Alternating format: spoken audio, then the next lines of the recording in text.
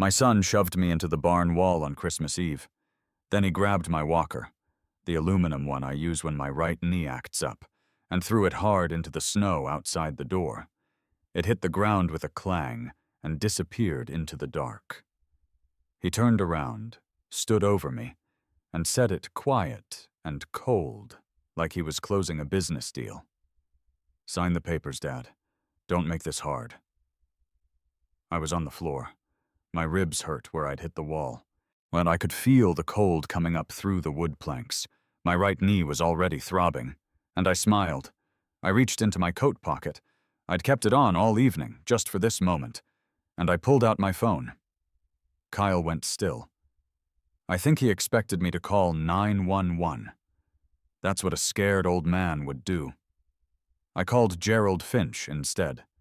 When Gerald picked up, I said 6 words. "Gerald, they took the bait. Send everything." I've thought about the look on Kyle's face in that moment many times since then. I don't think I'll ever forget it. My name is Earl Dawson. I'm 67 years old. I spent 22 years as a firefighter in Billings before my right knee finally gave out enough that I had no business climbing ladders anymore. When I put in my retirement papers, I came back to the ranch, 280 acres outside of Great Falls, Montana, land my grandfather bought back in the 1940s. My wife, Virginia, and I ran it together for the last 14 years of her life. Cattle operation, a few horses, and hay production in the summer. It's not a glamorous life. It's a real one. Virginia passed 6 years ago. Ovarian cancer. She was diagnosed in March and gone by September of that same year. Near the end, when she could still talk, she made me promise to keep the ranch. Said it was the only thing she wanted from me. I told her I would. I don't make promises I don't intend to keep. After she died, I kept running the place on my own. The knee slows me down some mornings. There are days I use the walker, days I don't. But I handle the herd, maintain the equipment, pay the bills on time, manage the books. I'm not confused. I'm not helpless. I'm just 67, which apparently looks the same as helpless to some people. Kyle is my only son. He's 41, lives in Denver, works, or worked, as a financial advisor. When he was a kid, we were close. He used to ride out with me to check the cattle on Saturday mornings. Virginia taught him to bake bread. He was a good kid. After she died, something changed. He pulled away. Missed the gathering after her funeral, sent a card instead. Stopped calling. I'd send a birthday text and get a one-word reply if I got anything at all. 4 years went by that way. I stopped expecting more. That's not bitterness. That's just accepting what is. Then one morning in July, a Tuesday, dry and hot, he showed up at my front door with a duffel bag and a smile I didn't recognize. Said he'd been doing a lot of thinking. Said he missed me. Said he wanted to make things right between us. I made coffee. I let him talk. But I want to be honest with you. The moment I opened that door and saw him standing there, something in my gut said, this isn't right. 22 years as a firefighter teaches you to read situations fast. You learn to notice the things people don't say, the way someone's eyes move when they're looking for something. Kyle wasn't looking at me the way a son looks at his father after a long time apart. Yet he was looking at the house, at the property, at what was behind me. I noticed it. I didn't say a word about it. I just filed it away. Over the next few weeks, I started seeing more of the same. He'd ask about the ranch's value in what he thought was a casual way. Just curious, he'd say. He asked about my pension, my health insurance, whether I had a current will. One afternoon, I came back from checking the south fence line and found him sitting at the kitchen table with my laptop open. He closed it when he heard me come through the door. Smiled and said he'd been checking the weather. I didn't say anything then either. Then I got a call from Gary over at First Montana Bank in town. Gary said a man had come in a few days earlier asking about the property, whether there were any existing liens on it, what the process looked like if an owner wanted to transfer title. Gary thought I should know. He's been handling my accounts for 11 years. Good man. I thanked Gary. And I hung up the phone. I stood in the kitchen for a minute, looking out at the pasture. Then I called Gerald Finch. Gerald Finch and I have known each other since we were teenagers. He went the lawyer route. I went the firefighter route. We stayed close over the years.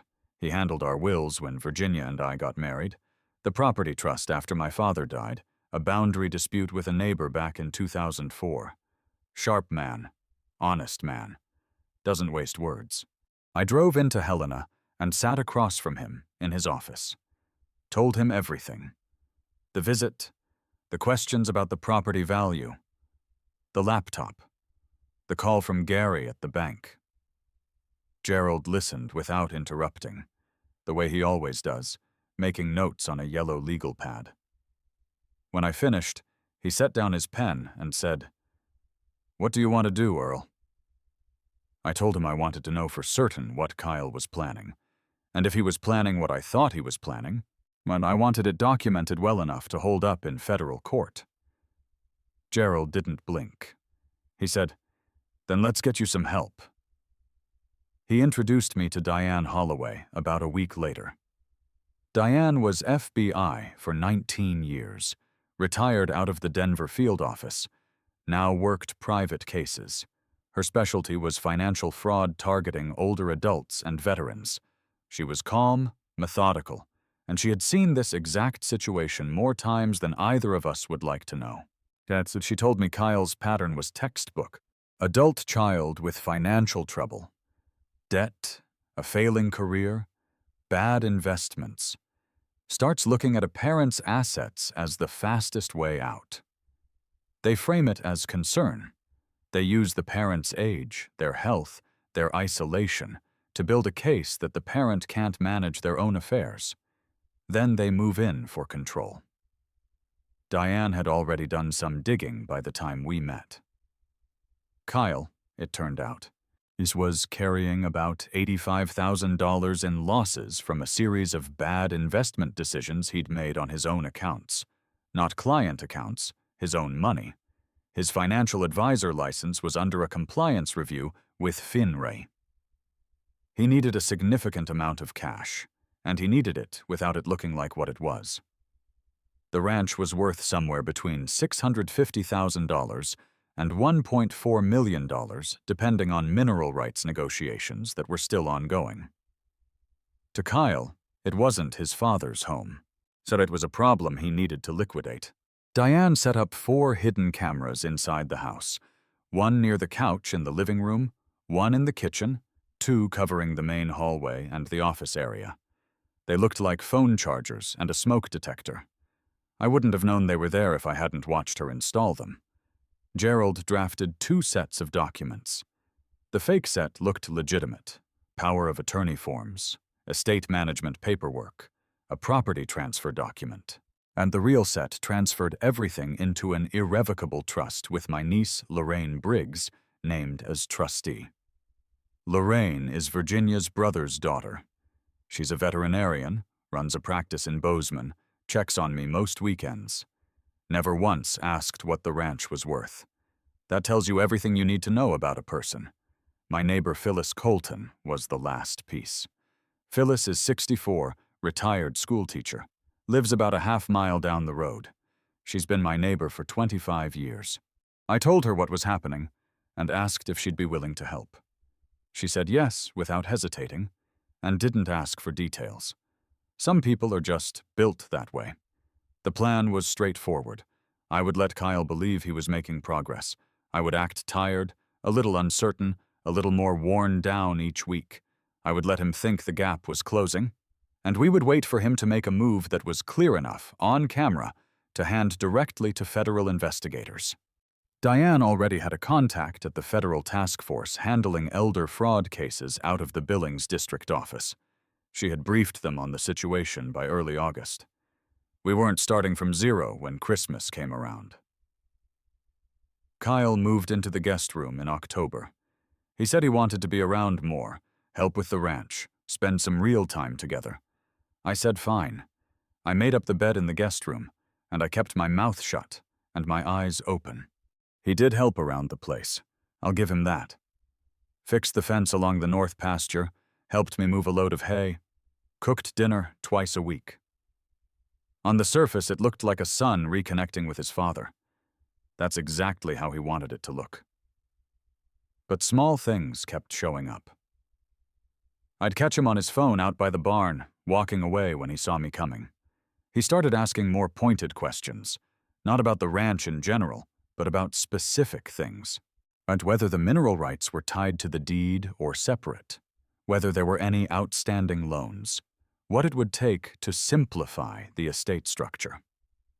One evening in November, I told him I was going out to check the far pasture, and I'd be back in about an hour. Standard thing I do most evenings. He knew the routine by then. I drove out. But Phyllis was waiting at the property line with her truck, and Diane was with her, watching the house feed on a laptop in real time. 7 minutes after I left, Kyle got on his phone in the kitchen. The camera picked up everything. Audio and video. Clear as a conversation in the same room. His voice was relaxed, businesslike. "We're almost there. The old man is wearing down. I can see it. He'll sign this week. Keep your buyer on standby. We're not going to need much more time." Diane sent the recording to Gerald that same night. Gerald forwarded it to the federal contact in Billings the following morning. Whilst everything was already moving by the time Kyle sat down to Thanksgiving dinner, like nothing had happened. All that was left was letting him make his final move. December came fast.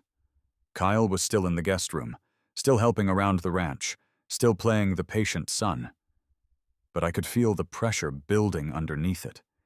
He was getting restless. The compliance review on his license wasn't going away. The debt wasn't shrinking. Time was running out on his end, and he knew it, even if he didn't say so. About a week before Christmas, he started pushing again. Not hard at first, just circling back to the same topics. The estate structure, the deed, whether I'd thought any more about simplifying things. He brought up my knee more than once, mentioned the time 2 winters ago when I slipped on ice coming out of the barn and Phyllis found me trying to get up, said he worried about me out here alone, said he just wanted me to be protected. That word, protected. He used it a lot. I noticed every time. On December 23rd, he told me he had some paperwork he wanted to go over, said he'd put together some documents that could help protect the ranch from estate taxes, make sure everything transferred cleanly if something happened to me. He set it up as a favor, something he'd spent time on because he cared. I told him we'd look at it after dinner. We ate. He'd cooked. Pot roast, which was Virginia's recipe. I don't know where he found it. Maybe he remembered it. Maybe he found her recipe card in the kitchen drawer where she always kept them. Either way, sitting at that table eating food from her recipe while I waited for my son to try to take everything she and I had built, that was a hard hour. I won't pretend otherwise. After the dishes were cleared, he spread the papers across the coffee table in the living room. I sat down across from him and looked them over slowly, and I knew exactly what they were. I'd seen the real versions of these forms years ago when Virginia and I worked through our estate planning with Gerald. These were power of attorney documents, a property transfer form, and what looked like a deed reassignment. Kyle had assembled them using legal software. They were formatted correctly. The language was close. But the details were wrong in ways that mattered. The trust structure was missing. The beneficiary designations were blank in places they shouldn't be, and the notarization requirements were off. He'd done his homework.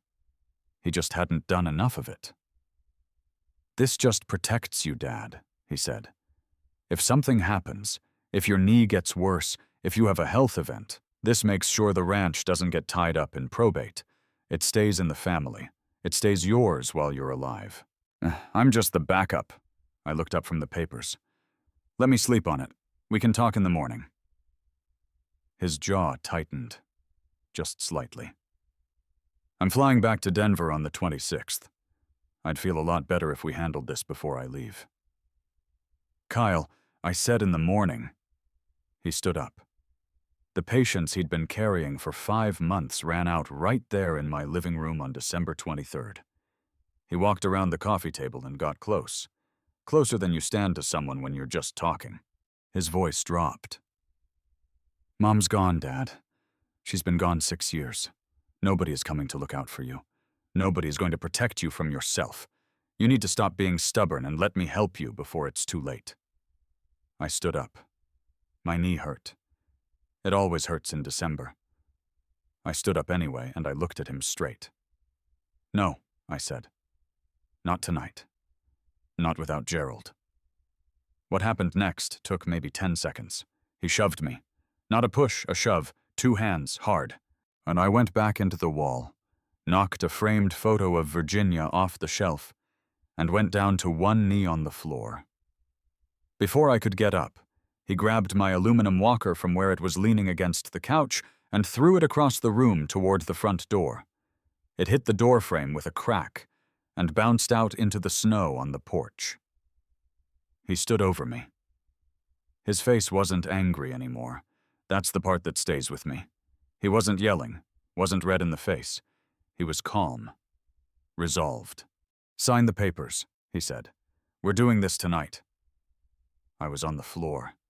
My shoulder ached from the wall. My knee was screaming. And I looked up at my son, 41 years old, standing in the house his grandfather built, on the land his mother loved. And I felt something go quiet inside me. Not fear. Something more like a door closing. Softly, but for good. And I smiled.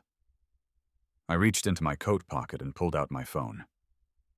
Kyle said, "What are you doing?" I called Gerald Finch, or Gerald picked up on the second ring. I said, "Gerald, they took the bait. Send everything." The silence that followed was the loudest thing I'd heard in years. Kyle said, and his voice had changed completely now, gone high and uncertain. "What did you just say? Who are you talking to?" I stayed on the floor. There was no rush anymore. "Every room in this house has been wired since October, sRevengeOfficial," I told him. "The camera in the kitchen got your phone call in November. The one where you told your buyer to keep waiting because the old man was almost ready to sign. That recording is already with federal investigators. The documents you put on that table tonight match a forgery pattern that Gerald submitted to the task force 3 weeks ago. Diane Holloway has been coordinating with them out of the Billings District office since August." He didn't move, and I don't think he could process it fast enough to decide what to do. I got myself up off the floor the way I get up every morning. Slowly, one piece at a time, without asking for help. I stood up straight, and I looked at him. "You thought I was tired," I said. "You thought because I use a walker some mornings and I live out here alone, I wasn't watching. You thought because your mother is gone, there was nobody in my corner." I picked up the framed photo of Virginia from the floor and set it back on the shelf. "You were wrong about all of it." Sheriff Harvey Dunn arrived 20 minutes later with 2 federal agents from the Billings District office. Diane had made the call that afternoon when Kyle laid the papers on the table. That was the signal we'd agreed on. We'd been expecting this night since November. They read Kyle his rights in my living room. He sat on the couch and stared at the floor while one of the agents went through it. He didn't argue. "I didn't make a scene. Signed where they told him to sign." That surprised me a little. I'd expected more from him. But I think by then he understood that there was nothing left to argue about. They walked him out through the front door. The snow was coming down steady outside, the kind of quiet snowfall you only get on cold, still nights in Montana. The patrol car lights swept red and blue across the yard and across the pasture beyond it. I stood in the doorway and watched. Kyle never looked back. Not once, not at the house, not at me. He got into the back of that car, and he was gone. I stood there for a while after the lights disappeared down the driveway. Phyllis came inside after a few minutes and put on a pot of coffee without asking. She didn't say much. I appreciated that. There are moments when words are just noise, and she understood that. I sat at the kitchen table and looked at Virginia's recipe card, still out on the counter from when Kyle had made dinner. I didn't feel like I'd won anything. I want to be honest about that. The house was very quiet. The case was solid. The ranch was safe. And I felt none of what I expected to feel. Just quiet. Just empty.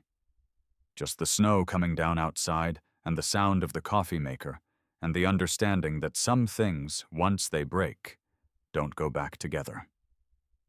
The federal case moved fast because the evidence was clean. That's the thing about doing it right from the beginning. When the time comes, there's nothing to untangle. The hidden camera footage from November. The recorded phone call where Kyle told his buyer to keep waiting. The forged documents he'd laid on my coffee table. His email correspondence with the real estate broker, which investigators pulled from his account. His financial records showing the $85,000 in personal losses and the FINRA compliance review. And all of it stacked up in a way that left his defense attorney very little to work with. Gerald told me the attorney tried to argue that Kyle had been acting out of genuine concern for my welfare, that the documents were just a precaution, that the whole thing had been blown out of proportion. The federal prosecutor played the phone call.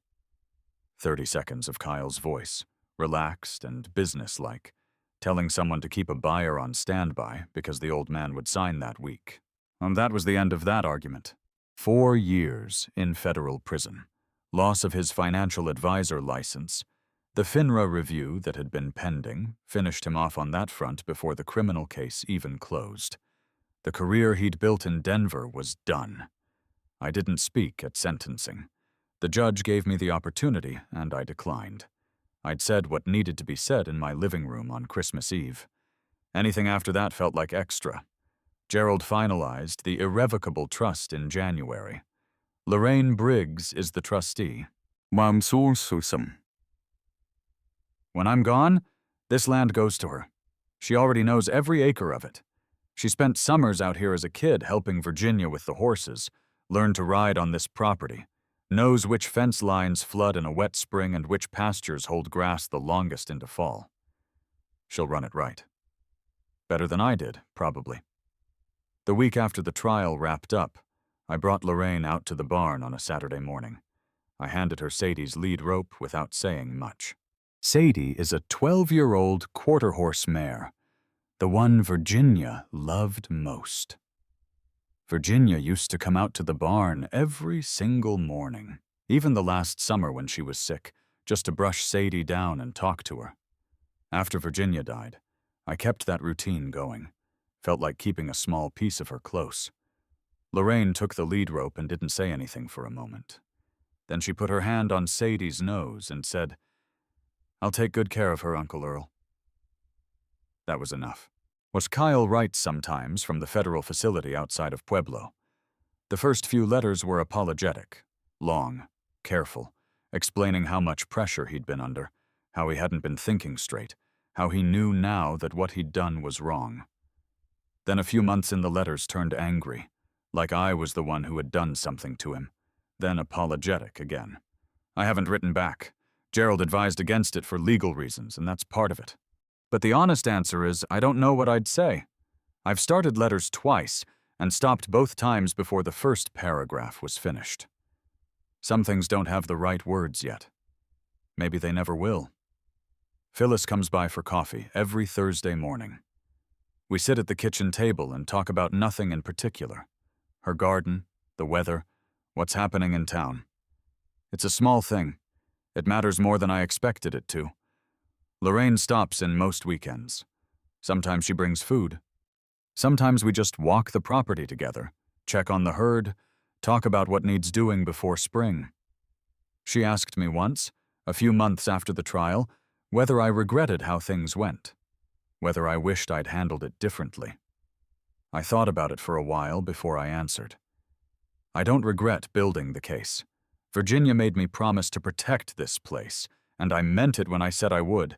I had a responsibility that went beyond being Kyle's father, and I took it seriously. What I do regret, and I'll carry this, is that it came to that at all. That somewhere between teaching that boy to ride a horse and watching him get put into the back of a sheriff's car, I lost track of who he was becoming. Or maybe I saw the signs earlier than I want to admit, and told myself it wasn't what it looked like. Fathers do that. We want to believe the best about our kids long past the point when the evidence stops supporting it. I don't know when Kyle decided that this ranch was more valuable to him as money than as the place where his mother lived and died. I don't know when that calculation happened. I just know it did, and that he made every choice that followed on his own, with full information, and that I gave him more than one chance to choose differently. He didn't. That's on him. I want to say something directly to anyone watching this who might be in a similar situation. Older, living alone, with assets that make you a target and family members who've started asking questions that feel off. Trust what you feel in your gut. You didn't get to this age by being stupid. If something feels wrong, it probably is. Don't let anyone use your knee brace or your age or the fact that you live alone as evidence that you can't think clearly. Your body slows down. Your mind doesn't have to. Get a good attorney. Get one before you need one if you can. Find someone you've known long enough to trust and tell them what's happening. Document everything. Calls, visits, questions that seem out of place. You don't have to set a trap like I did, but you need people in your corner who know what's going on. And don't let anyone convince you that asking for help to protect yourself is the same as admitting you can't manage your own life. Those are two completely different things. This morning I was out at the barn before sunup. Fed the horses, checked the water lines, walked the south fence where it runs along the creek. The snow from last night was still fresh and undisturbed out in the far pasture. The mountains were just starting to catch the early light. Sadie was watching me from the paddock the way she always does in the morning, ears forward, waiting for her feed. She looks a little like Virginia used to look when she was waiting for me to finish a story and get to the point. I gave Sadie her hay. I stood there for a minute in the quiet. Virginia used to say that a man who knows what he's protecting never really loses. I used to think that was just something she said. Now I think she meant it exactly the way it sounds. The ranch is still here. I'm still here. And every morning I walk out to this barn and do the same work I've always done. That feels less like survival and more like keeping a promise. That's enough for me. Getting old doesn't make you a target. Letting people believe you don't see what they're doing, that makes you dangerous. My son thought he came here to take something from me. What he didn't know is that I'd been waiting 5 months to give him exactly what he deserved.